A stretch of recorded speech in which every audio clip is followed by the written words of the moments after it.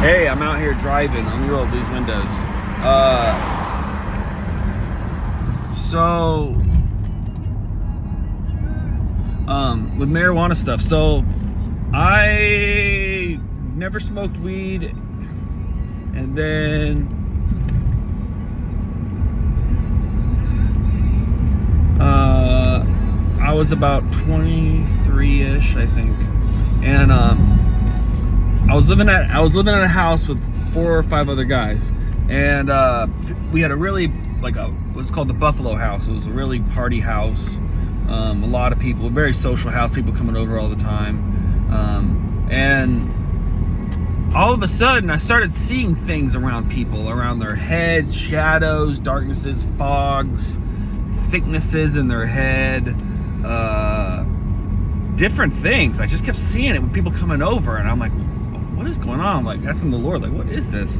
And I kept seeing it over and over, like, and then it just dawned on me one day, and I was like, all of these people smoke weed. And I was like, oh my gosh, the Lord's showing me something.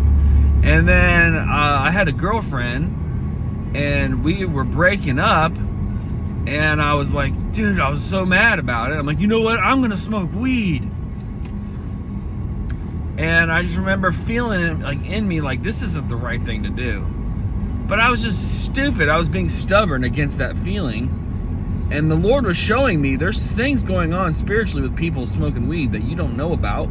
So I'm going to give you just a little tiny bit of glimpse of what it is. And there's weird stuff going on with these people. And so he was showing me that. And then this guy came into my life, and he used to grow weed, and I went to his house, and I remember there was a time I was standing at his front door before I went to his house, and I turned around and looked out at like nature, and the Lord was just almost like, remember this moment. And he didn't say that, but that's just how I felt. I was like, this is important. I don't know why. And maybe I do know why now, but nevertheless, I remember that guy. I never bought weed from him. I never smoked with him. I just remember him growing it and where he was in his life and stuff. And so it was never, I smoked it a few times. It was never something I really liked. I didn't like it at all, actually. And then I went over to a friend's house, and we used like this machine thing that takes out and like makes it purer. And I saw her turn into a lizard, and it scared me.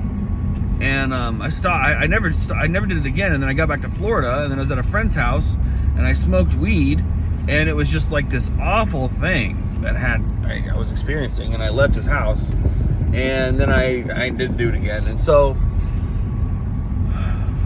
the Lord has shown me how dangerous it is. It's not just some plant that grows from the ground. No, I mean, Sugar used to call it the devil's weed, and a lot of people do. And you know, I've gotten a few friends off of marijuana, and they always talk about how good they feel afterwards. They think that it's good for their anxiety, or they think it's good for, whatever. But after they stop, they're like, whoa, I feel so much better. I can think clearer. What marijuana does to you is it removes your ability to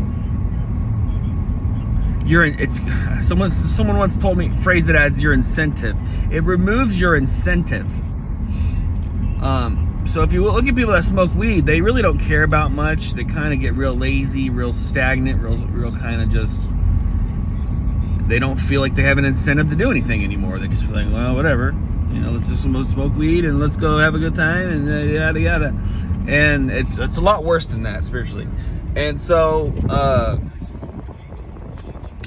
this is my perspective. Not everybody will agree with me, and we all have our own perspectives.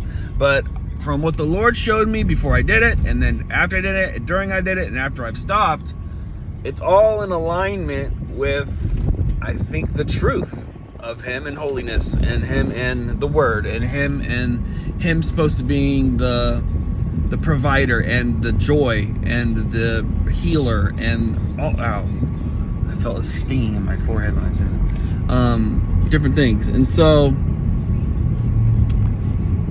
that's just my take on it, man. And sorry going through that with Jaden and Taylor. But the Lord redeems, and the Lord is authority, and the Lord can drive that stuff out. And that's my selfish goal, is for that stuff to get driven out of there. That's my selfish goal. But I can't tell you how to think about it. I can't tell you what to do about it. I can't tell you, or the family, or our cousins, or your nieces or nephews, or anybody. I can't tell them what to do about it if they don't ask me. So sorry you're in this situation, and I hate it, and I know it can get better. But anyway, I had a thought. My thought was, I wonder if there's something we need to go through here to help us with this brand.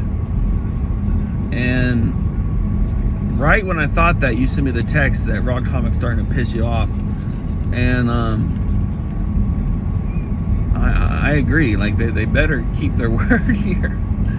It's not fair if they don't. But we've been really patient with them, and we've been really trying to follow what they're guiding us to do and telling us what to do. And this next part, whether they put those 5 on there or not, we can do it. We can do it. But it would be helpful if they would do it, just because they said they would, and also because just to get it started and on its way. And it doesn't seem like they're going to. It seems like they're just gonna try to tell us what to do so we can go do it. But anyway, we'll see, and we'll talk to them probably soon, because I sent them that email.